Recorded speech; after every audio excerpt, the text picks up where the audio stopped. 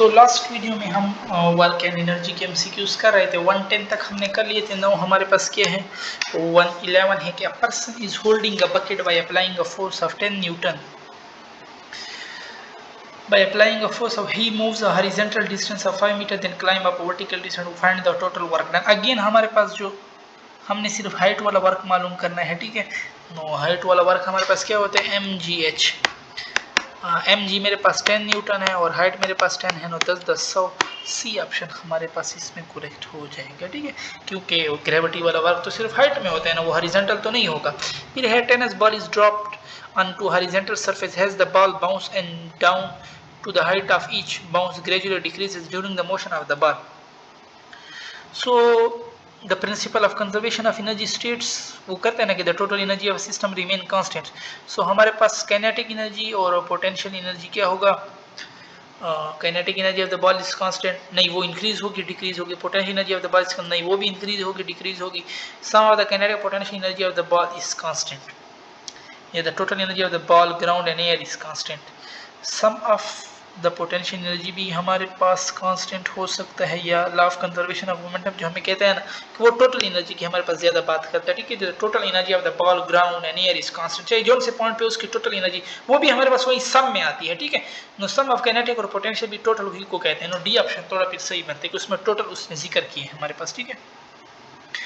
फिर 113 है हमारे पास के what will be the ratio of kinetic energy of alpha particle and a proton if their linear momentum will be same। तो kinetic energy inversely proportion to mass, ठीक है। Alpha particle है तो ऊपर मास प्रोटॉन का होगा, नीचे मास हमारे पास अल्फा पार्टिकल का होगा, ठीक है।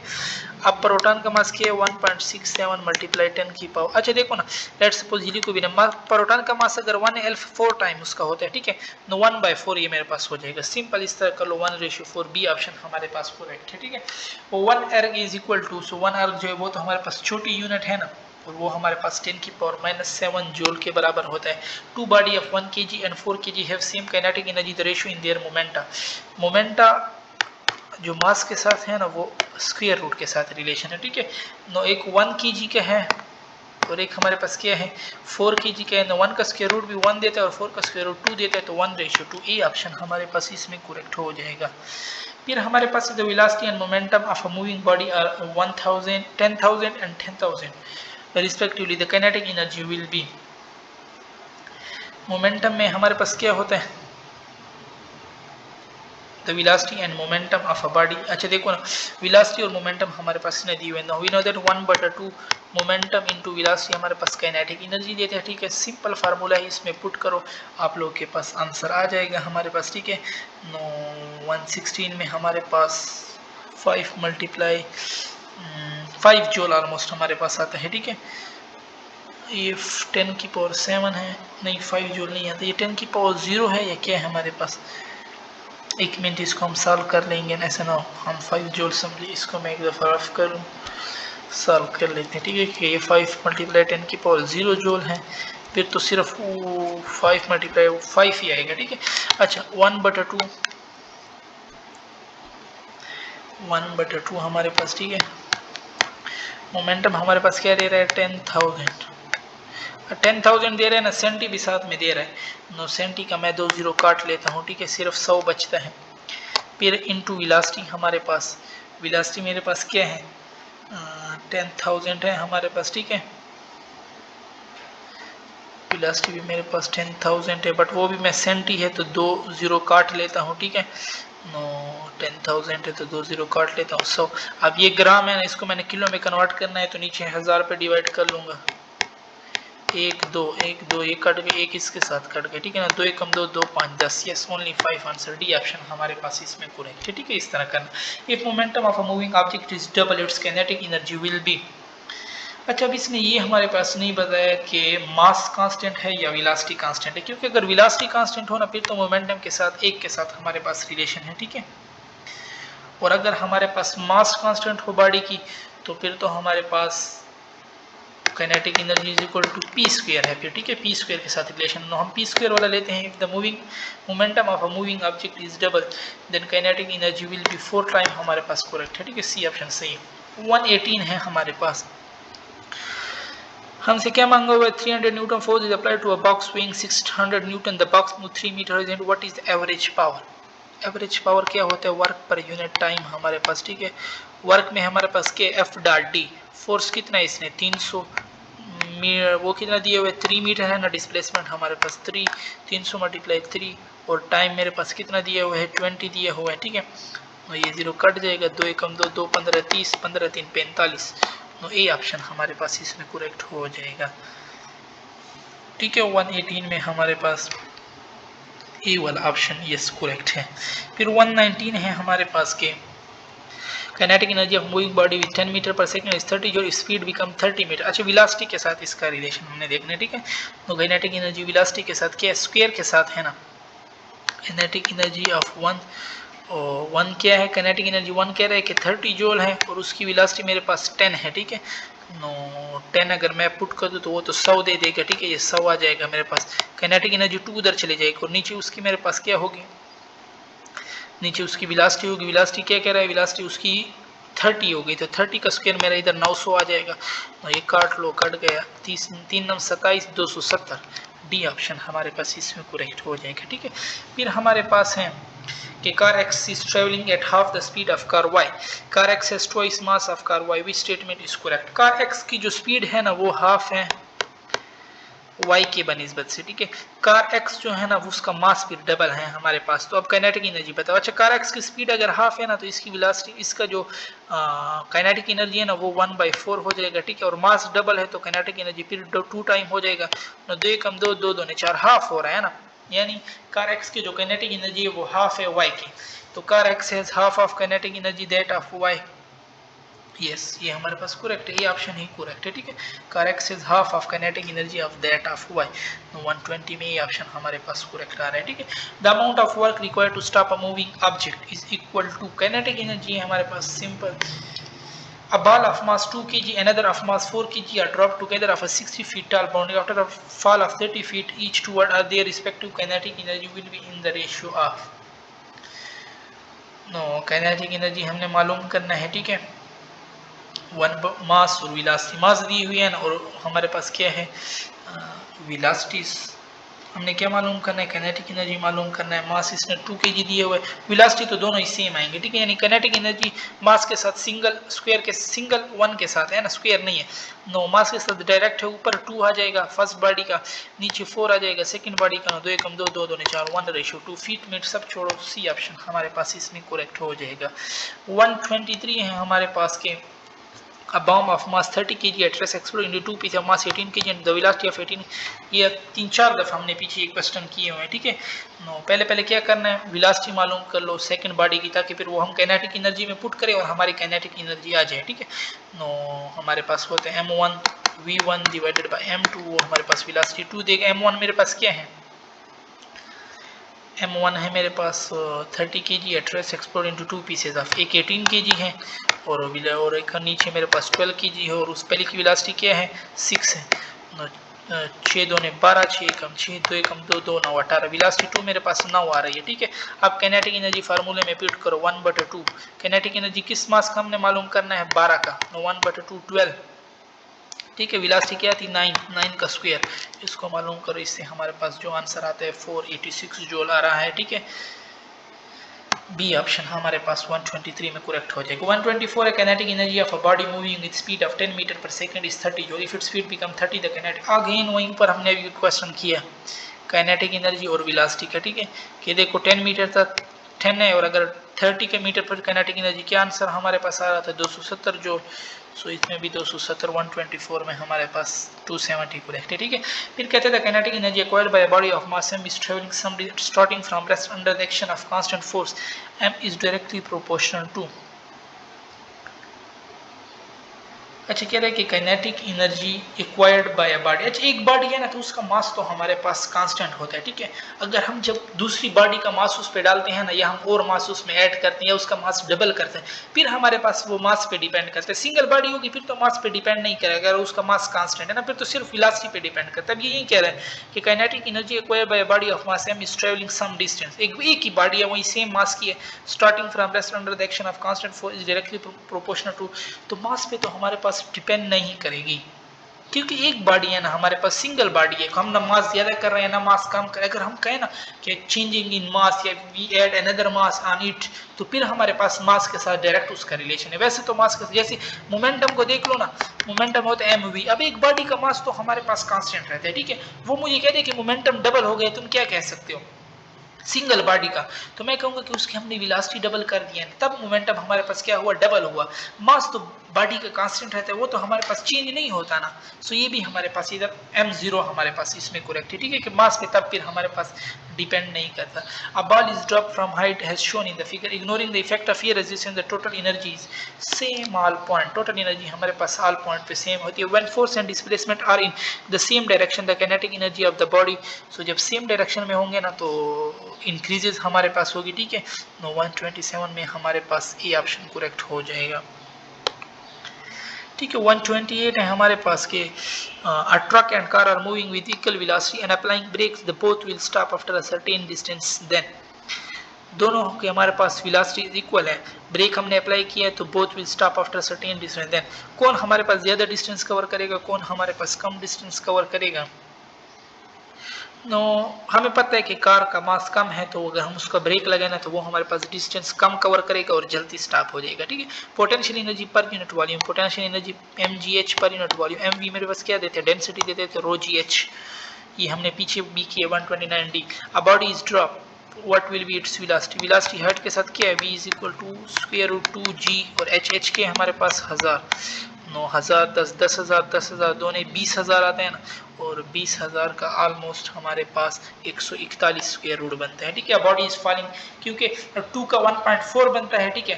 तो 20 होगा तो उसका हमारे पास क्या बनेगा 14, 2000 होगा तो उसका हमारे पास क्या बनेगा, वो अंडर रूट 2 का 1.4 बनता है ना, 20,000, इसका ऑलमोस्ट 141 हमारे पास बनता है, ठीक है, क्योंकि 1.4 फिर 14 हमारे पास इस तरह। A body is falling free from a height h, अब लोग कैलकुलेटर से कर भी दें, ठीक है, इसको कंफर्म कर। A body is falling from a height after if has fallen a height h by 2 it possess, h by 2 में पड़ा है तो इसके पास आधी हमारे पास क्या होगी, पोटेंशियल एनर्जी होगी, ठीक है। So half of potential energy and half of kinetic energy, so C option. Energy store in the spring, वो इलास्टिक पोटेंशियल एनर्जी हमारे पास होती है, ठीक है।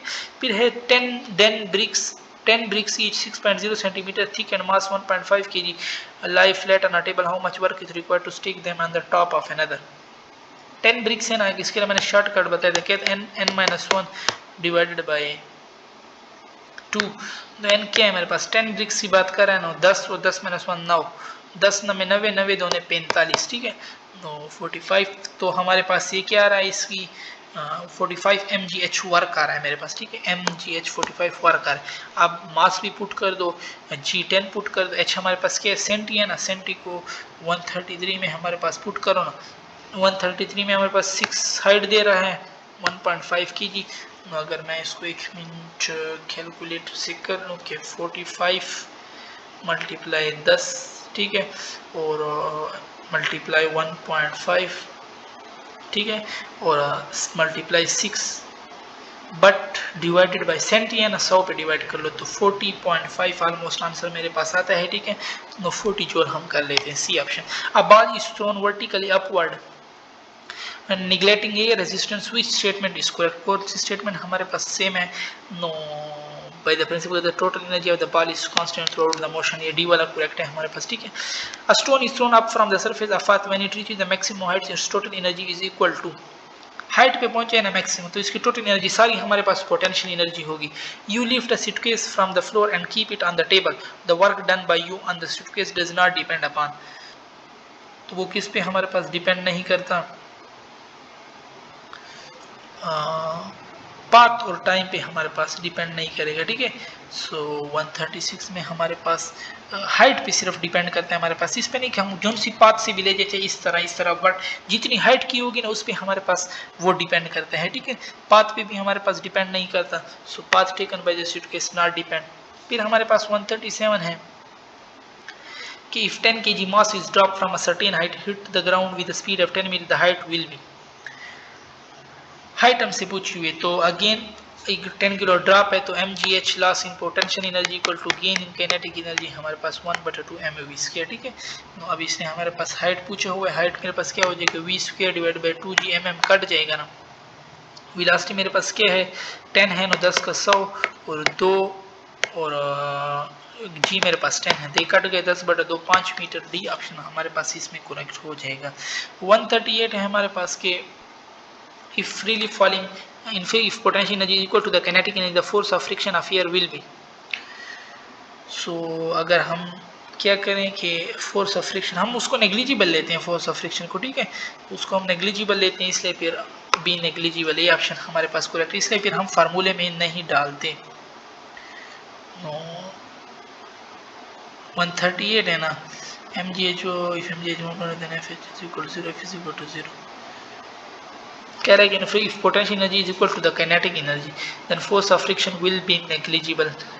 नेग्लिजिबल नहीं, जीरो, बिल्कुल जीरो। क्यों? देखो ना वर्क क्या होता है हमारे पास mgh काइनेटिक एनर्जी ना और साथ में हमारे पास फ्रिक्शनल फोर्स।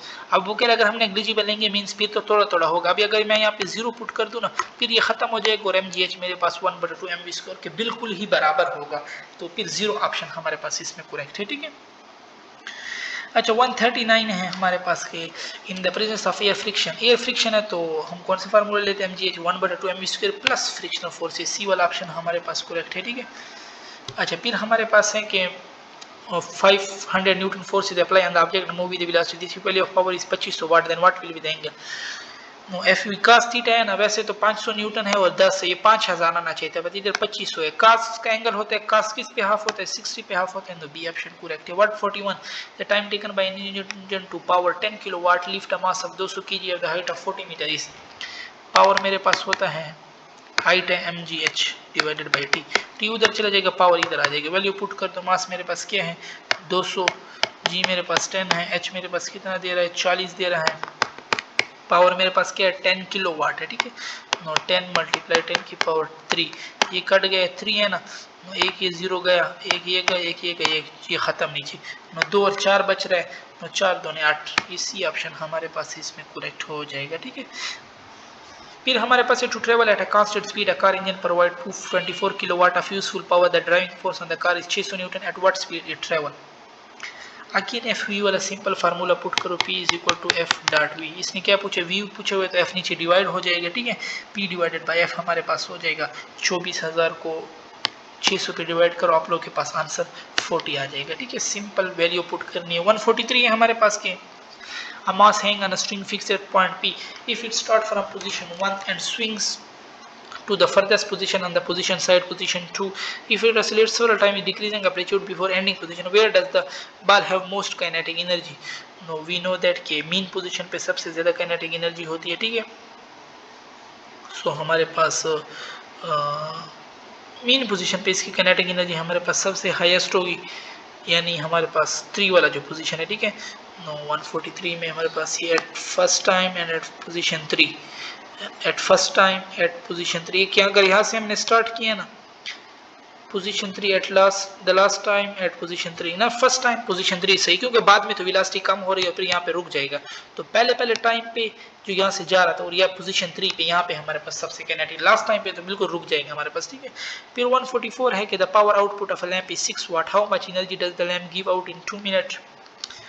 वर्क पूछ रहे हैं, वर्क हमारे पास क्या होता है power into time, simple multiply करो, पावर क्या है हमारे पास 6 वाट है। ठीक है, वो 120 है, 2 मिनट 120 सेकंड, 6 × 120 720 देता है, सी करेक्ट है। फिर 145 है हमारे पास के a man m1 of mass 60 kg run up to stair के 15 second, another man m2 also of mass same है। ठीक है, नो मास सेम है, g भी सेम है, हाइट भी सेम है, तो सिर्फ टाइम ही बचते हैं हमारे पास। ठीक है, तो पावर पूछा हुआ है। ठीक है, power 1 divided by power 2, time के साथ तो इनवर्स से ऊपर t2 आ जाएगा, नीचे t1 हमारे पास आ जाएगा। ठीक है, तो t2 मेरे पास क्या है 20 और t1 मेरे पास 15 है, तो 4/3 4/3, बी ऑप्शन हमारे पास इसमें करेक्ट हो जाएगा। 146 an engine pump 100 kg of water through height of 10 metre in 5 second, give that efficiency of engine is 60%, what is the power of engine. हमारे पास पावर के 0.6 of power mgh divided by T. यहाँ से power निकालना है simple, 0.6 भी उधर divide हो जाएगा। मास भी दिया हुआ है आप लोगों के पास 100, G10 है, हाइट 10 है, नीचे टाइम 5 है, 0.6 से मल्टीप्लाई करो 3.3 किलोवाट आता है। बी ऑप्शन करेक्ट है, सिंपल क्वेश्चन है, ठीक है। अब वैसे मैं अब कर लूँ, फिर भी आप लोग सॉल्व कर ले, आप लोग की थोड़ी प्रैक्टिस भी हो जाएगी, ठीक है। 147 है, an engine pumps out, again वही क्वेश्चन है हमारे पास, P is equal to mgh divided by T. इसमें पुट करो, आप लोगों के पास आंसर आ जाएगा 1.2 किलोवाट। फिर 148 है कि an elevator motor produce 3000 power, the speed with which at 1000 kg load. P क्या है हमारे पास, F डॉट V, F में क्या पुट करो, mg पुट करो, ठीक है ना। P डिवाइडेड बाई mg हो जाएगा और आप लोगों के पास वेलोसिटी आ जाएगी, ठीक है, 0.306 आती है। The power needed to lift a mass of 5000 gram to height of 1 metre in 2 second. Gram है तो 1000 पे पहले डिवाइड कर दो, 5 kg हो जाएगा, ठीक है। mgh अगेन पुट करो आप लोग, mgh divided by T. mgh height नहीं है, हाइट ऑफ 1 मीटर हाइट है, टाइम 2 सेकंड दिए हुए, ठीक है। नो m क्या है 5 है, g क्या है मेरे पास 10 है और h क्या है मेरे पास 1 है, टाइम क्या है 2 है ना, 2 5 10 5 5 25, नो 24.5, 25 के नज़दीक है हमारे पास, ठीक है। फिर लास्ट वन है कि an engine pulls a car of mass 1500 kg on a level road at a constant speed of 5. If the friction force is 500 Newton, what does the engine generate? FV power is equal क्या होता है, FV, F क्या दे रहा है 500 दे रहा है, V क्या दे रहा है 5 5 5 25, यानी 2500 2.5 किलोवाट हो जाएगा।